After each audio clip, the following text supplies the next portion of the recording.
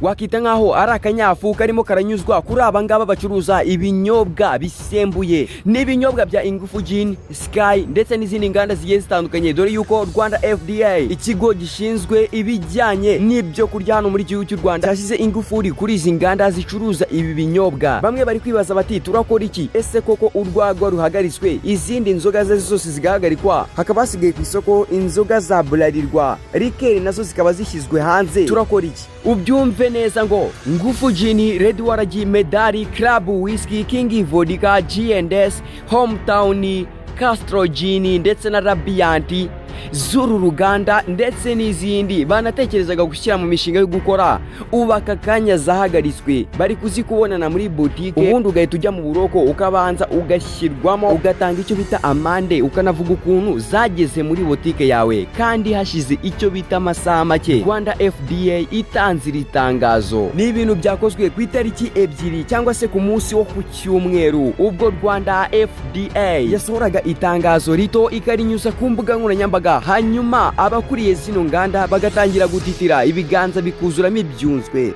neza bakavuga bati ese ko badukuye mu kazi tugiye gukora iki?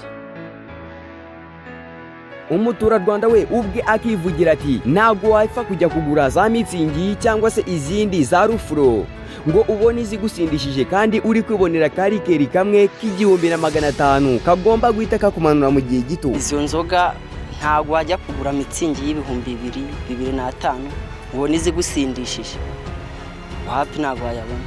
Nkanjye nakore nk'ibihumbi 5 byanjye ngomba kuvuga ati harimo wenda nko muri ayo macupa y'igihumbi, urumva harimo amacupa 5.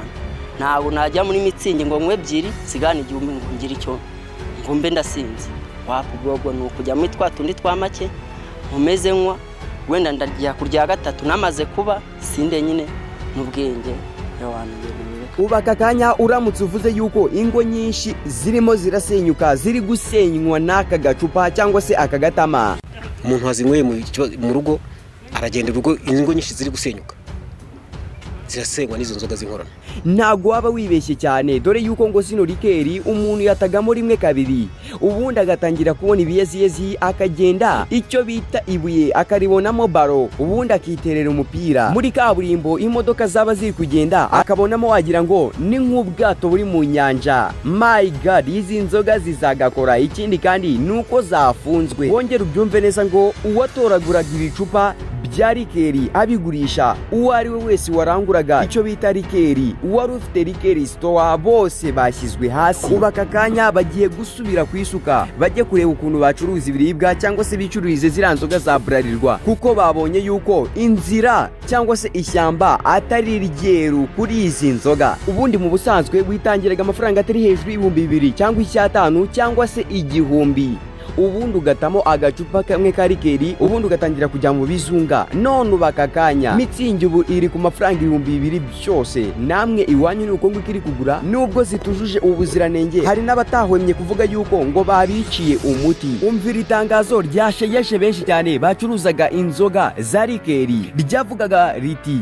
hashingiwe ku itegeko rya nimero 003 mu mwaka wa 2018 kuwa 9 mu kwezi kwa 2 2018 n'ubundi rishyirwaho n'ikigo cy'igihugu gishinzwe ubuziranenge bw'ibiribwa n'imiti, Rwanda Food and Drugs Authority, Rwanda FDA, kandi rikagena inshingano, imiterere n'imikorere byacyo, by'umwihariko ingingo ya 9 igika cya 2 hashingiwe ku bugenzuzi bwakozwe ku mabwiriza agenga ubuziranenge mu rwego rwo kurengera ubuzima n'umutekano by'abaturage. Rwanda FDA iramenyesha abatumiza, abageza ku masoko, abacuruza ndetse n'abaturage muri rusange ko hafashwe ingamba zikurikira kandi zigomba kubahirizwa uhereye igihe itangazo risohokeye. Dore icyo bita inganda zafunzwe guhera aka kanya: Ingufu Gin Limited, NBG Limited, Sky Drop Industries Limited, Africana Buffalo Limited, Nopa Company Limited, Roots Investment Group Limited,